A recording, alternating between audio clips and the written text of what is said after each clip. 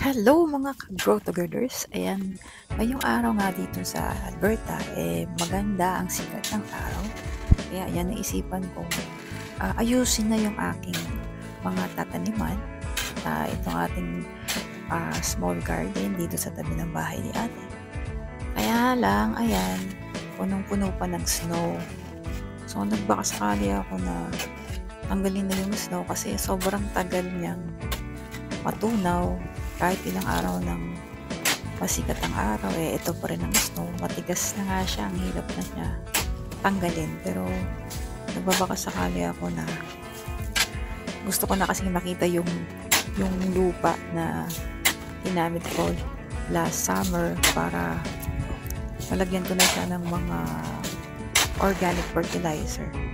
Pero ayan nga, ang hirap pa rin yung tanggalin. So parang bigo ako na magawa natin yung gusto kong gawin for today's video. Pero kahit pa paano, ayan, tinanggalan ko ng snow strawberry at masaya ako. Happy ako kasi ayan, medyo hindi pa siya talaga nategi ng tuluyan. So hopefully makasurvive siya at tignan natin kung makakapag-produce pa siya ng mga bunga niya. At ito nga pala guys, yung before niya, nung wala pang snow at wala pa siyang tanim. O, diba? Medyo may tanim na pala dyan. So, ganito sana yung gusto kong gawin. Matanggal yung snow. So, ang tigas pa niya. So, wala tayong magagawa. Hindi maghintay siya na matunaw. So, tignan natin sa mga susunod na araw. At syempre, nag-prepare na ako ng mga pwede nating itanim. At guys, nga pala, this time, hindi ako bumili ng mga seeds. So talagang yung mga buto na itatanim natin ay galing lang sa scrap or sa ating kitchen scrap lang. So ayan, ito na yung apple natin. 7 days na siya, pwede na siya ilipat. At yung mga sibuyas, carrots, may bell pepper na rin ako, at kamatis, ayan.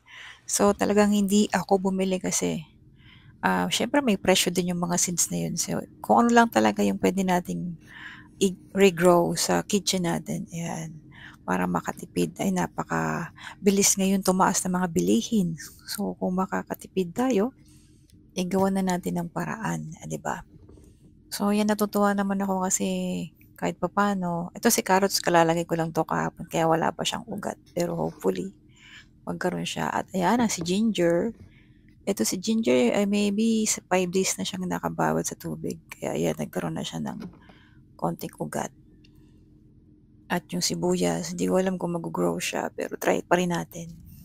Ito naman ibang klaseng kamote to pero ayan, ang tagal niya rin yung magka-ugat. So ayan guys, so thank you for watching and hopefully update ko kayo sa mga susunod na upload dito sa Grow Together.